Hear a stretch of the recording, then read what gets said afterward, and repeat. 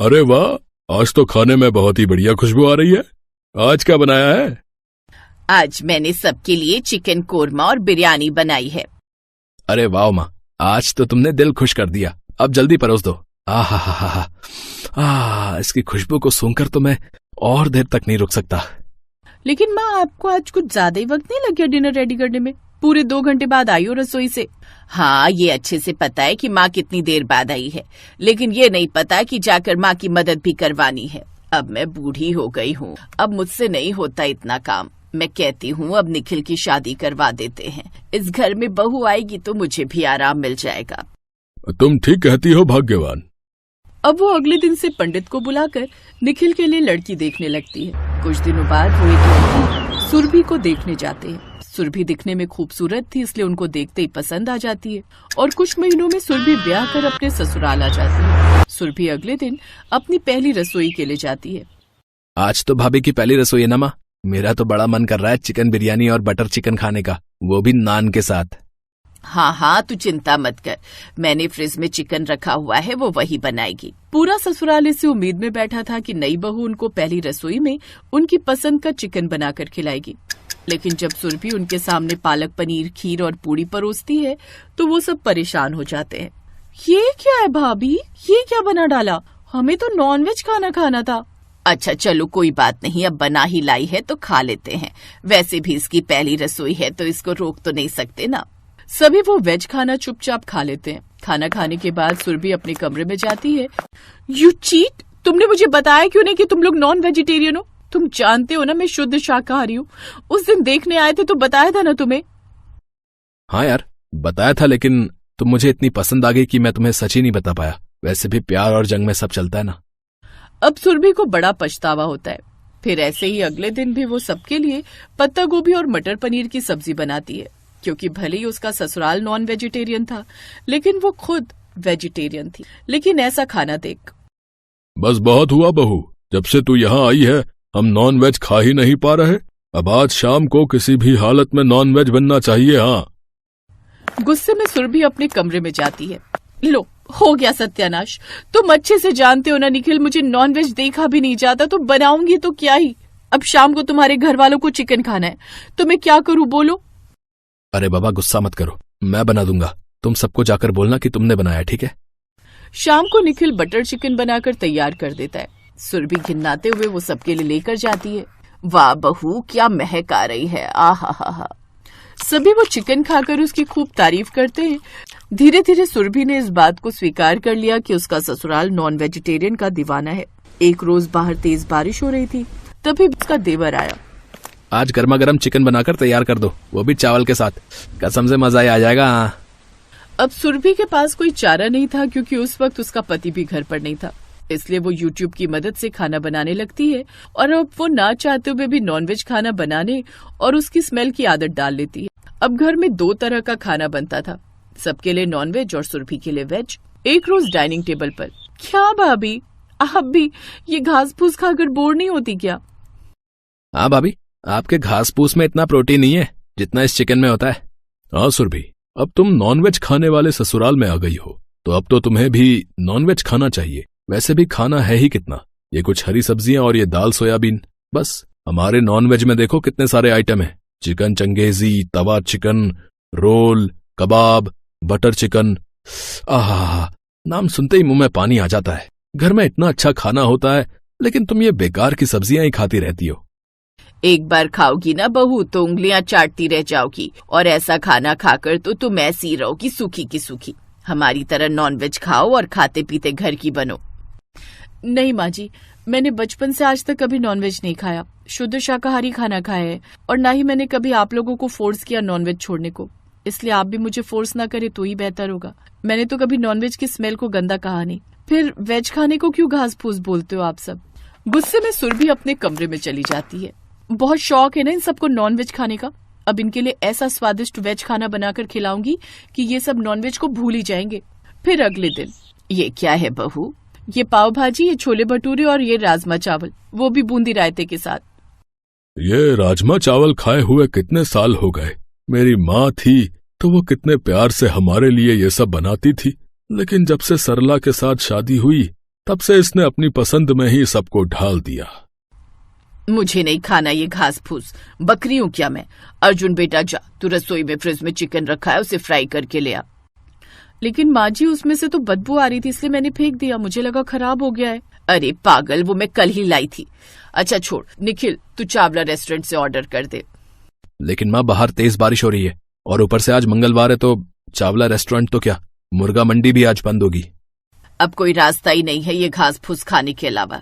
ला बहू यही दे दे। अब सब लोग सुरभि का बनाया हुआ खाना खा लेते हैं। खाना कुछ अलग था, इसलिए सबको पसंद भी आया। अगले दिन भी सुरभि फिर से वेज खाना ही बनाती है और कोई भी वेज खाता ही नहीं, इसलिए नॉनवेज खाना बाहर से मंगवाना पड़ता, जिससे नॉनवेज का खर्च बढ़ता गया। अब धीरे धीरे ननद और ससुर जी को तो सुरभि का वेज खाना पसंद आने लगा था। फिर एक रोज उनके दरवाजे की बेल बजती है। ये लीजिए बिल। पिछले 1 महीने से जो आप रेस्टोरेंट से नॉनवेज खाना मंगवा रहे हैं ना, उसका बिल है पूरे 25,000 रुपए का। वो तो चावला जी आपके पड़ोसी हैं, इसलिए जल्दी पैसे नहीं मांगे। 25,000 का बिल देख उन सबके होश उड़ गए। अरे इतने में तो मैं घर का राशन भरवाती तो 3 महीने चलता, लेकिन ये मुआ नॉनवेज इतने पैसे खा गया। ऊपर से होटल का खाना होता भी कितना सा है, पेट ही नहीं भरता। भाग्यवान, इतना खर्चा तो हर महीने होता है। वो तो बस हमने कभी नॉनवेज खाने का हिसाब नहीं लगाया। हाँ, वो अपनी बात पूरी भी नहीं कर पाती कि अचानक से सीना पकड़कर बैठ जाती है। जल्दी से उसे अस्पताल ले जाया जाता है, जहां डॉक्टर बताते हैं कि ज्यादा नॉनवेज खाने की वजह से कोलेस्ट्रॉल और हाई प्रोटीन उनकी बॉडी में काफी बढ़ गया है और इसलिए उनको माइनर अटैक आया है। देखिए, किसी चीज को खाने के फायदे हैं तो नुकसान भी हैं। आपको पता होना चाहिए कि नॉनवेज खाना हमारे लिए कितना ज्यादा हानिकारक है। ज्यादातर नॉनवेज के कारण ही हार्ट अटैक और स्ट्रोक जैसी घातक बीमारियां होती हैं। उस दिन के बाद से सुरभि के ससुराल वाले नॉनवेज खाना बहुत कम कर देते हैं, महीने में 1 बार ही खाते हैं और अब वो सुरभि के हाथों का बना वेज खाना ही खाते हैं।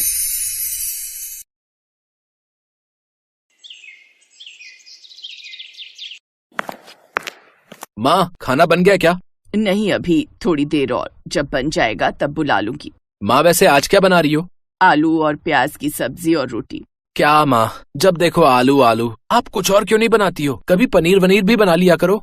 आहा, जानता है पनीर कितना महंगा आता है। चुपचाप आलू खा, सबसे सस्ता आलू ही है इस टाइम। अरे माँ, पर कभी कभार तो कुछ और बना लिया करो ना। अरे बेटा, 2 पैसे जोड़ना सीख, आगे काम आएंगे।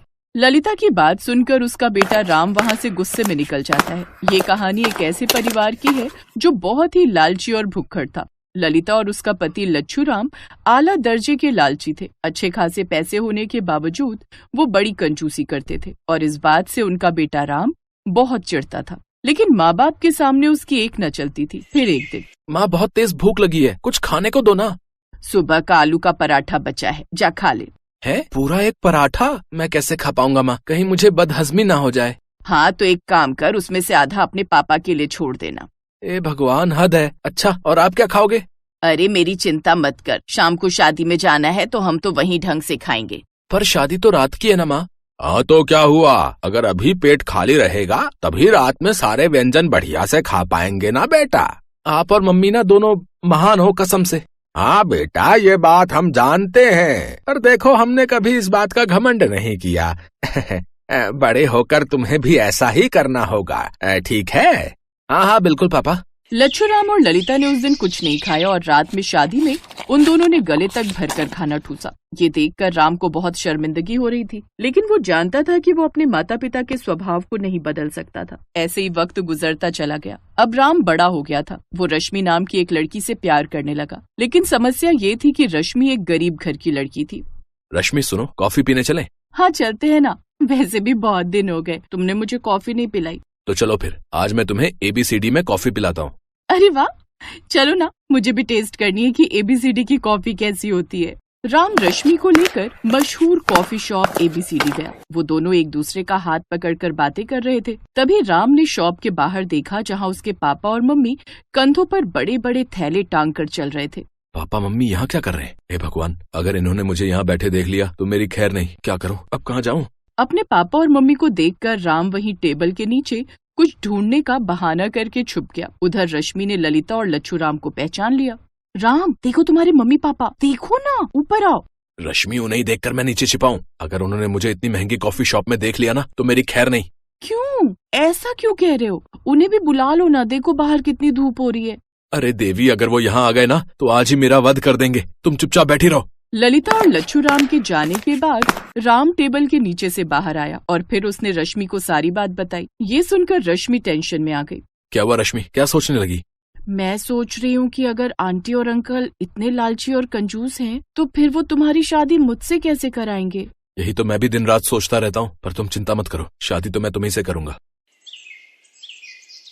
राम ने ललिता और लच्छू राम से रश्मि के बारे में बात की, लेकिन जैसे ही उन दोनों को पता चला कि रश्मि गरीब घर से है, उन्होंने शादी से इनकार कर दिया। लेकिन राम भी अपनी धुन का पक्का निकला। वो रश्मि से बहुत प्यार करता था, इसलिए उसने रश्मि से कोर्ट मैरिज कर ली। शादी के बाद राम रश्मि को लेकर अपने घर पहुंचा। पापा मम्मी, मुझे माफ कर दो, मैं रश्मि के बिना नहीं रह पाता। हमें माफ कर दीजिए पापा मम्मी, प्लीज। चलो ये भी ठीक ही हुआ, हम तुम्हारी शादी कराते उसमें बहुत खर्चा हो जाता। अपने ससुर की बात सुनकर रश्मि हैरान रह गई। उसे आज एहसास हुआ था कि उसके सास ससुर कितने आला दर्जे के कंजूस थे। ललिता और लच्छू राम ने रश्मि को अपना तो लिया था, लेकिन उन दोनों के मन में दहेज न मिल पाने का बहुत मलाल था। इसीलिए ललिता और लच्छू राम रश्मि को नीचा दिखाने की कोशिश करते रहते। फिर एक दिन, रश्मि ये लो, आज खाने में पुलाव बना लो। बाप रे, मटर तो कितनी महंगी हो गई है। पता नहीं तुम्हारे घर में पुलाव बनता होगा भी या नहीं। वैसे एक बात कहूँ, तुम्हारे तो भाग खुल गए इस घर में शादी करके। ललिता की ये बात सुनकर रश्मि और राम दोनों को बहुत बुरा लगा, लेकिन वो दोनों उस वक्त खून का घूंट पीकर रह गए। रश्मि को लगा था कि धीरे धीरे ललिता सुधर जाएगी, लेकिन ललिता के दिमाग में तो कुछ और ही पक रहा था। अगले दिन, अरे राम बेटा, एक बात करनी थी तुमसे। हाँ माँ, कहो ना। वो जो शिव टूर और ट्रेवल्स वाले हैं ना बाजार में, हाँ हाँ, उन्होंने कोई ऑफर निकाला है। वो तीर्थ यात्रा पर नेपाल ले जा रहे हैं। पैसे भी ठीक हैं, तो तेरे पापा और मैं सोच रहे थे कि हम लोग भगवान के दर्शन कराएं। अब अच्छी बात है ना माँ, आपने अच्छा सोचा है, पर माँ अभी कुछ दिन रुक जाओ, मेरी तनख्वाह आ जाने दो, फिर आप दोनों चले जाना। अरे तब तक तो उनका ऑफर खत्म हो जाएगा। माँ अभी तो मेरे पास इतने पैसे नहीं है। अरे तू एक काम करना, रश्मि के पापा से उधार मांग ले, दोनों घर एक ही तो हैं। ठीक कह रही हूँ ना मैं? राम ने दुखी मन से हाँ कर दी, लेकिन वो समझ गया था कि ललिता अब क्या खेल रही थी। उधर किसी तरह से रश्मि के पापा ने पैसे इकट्ठे करके राम को दे दिए, लेकिन अभी तो ललिता का खेल शुरू हुआ था। नेपाल से वापस लौटने के बाद ललिता किसी न किसी बहाने से रश्मि के पापा के सामने पैसों की मांग रखने लगी। अरे तो क्या हुआ, दोनों घर एक ही तो है ना? जी मम्मी जी, आप ठीक कह रही हैं। ऐसे ही वक्त बीतता गया। एक दिन रश्मि ने घर में सबके लिए बिरयानी बनाई, जो सभी लोगों को बहुत पसंद आई। तभी बिरयानी खाते हुए, अरे वाह बहू, बहुत अच्छी बिरयानी बनाई है, कहाँ से सीखी? माँ ने सिखाई है मम्मी जी। क्या बात है, क्या बात है। अच्छा, वैसे कभी तुम्हारे माता पिता ने हमको खाने पर नहीं बुलाया? एक काम करो, उनसे कहो कि हम इस संडे सब लोग उनके घर आ रहे हैं, उनके हाथों की बिरयानी खाने। और उनसे कहना कि बढ़िया से बिरयानी बनाए, बादाम काजू डालकर। जी मम्मी जी। ललिता की बात सुनकर रश्मि बहुत टेंशन में आ गई। वो जानती थी कि पैसे देकर उसके पापा के पास ज्यादा पैसे नहीं बचे थे। ऐसे में पूरे ससुराल की बिरयानी दावत करना उसके पापा के लिए बहुत भारी था। वो इस समस्या से निकलने का उपाय ढूंढने लगी, और फिर जब संडे आया तो सारे लोग रश्मि के घर पहुंच गए। उन्होंने देखा कि खाने के लिए बहुत ही शानदार बिरयानी रखी थी, जिसमें काजू किशमिश बादाम भरे हुए थे। ये देखकर भुक्कड़ ललिता और लच्छू राम की खुशी का ठिकाना नहीं रहा। लीजिए मम्मी जी, मेरी माँ के हाथ की बिरयानी खाकर देखिए। हाँ हाँ, क्यों नहीं, समधन जी ने इतनी अच्छी बिरयानी बनाई है तो फिर तो हम पेट भर कर खाएंगे। लच्छू राम और ललिता बिरयानी पर टूट पड़े। उन्होंने पेट भरकर बिरयानी खाई, लेकिन फिर भी काफी सारी बिरयानी बच गई। एक काम करते हैं मम्मी जी, बची हुई बिरयानी साथ ले चलते हैं, घर में आराम से खाएंगे।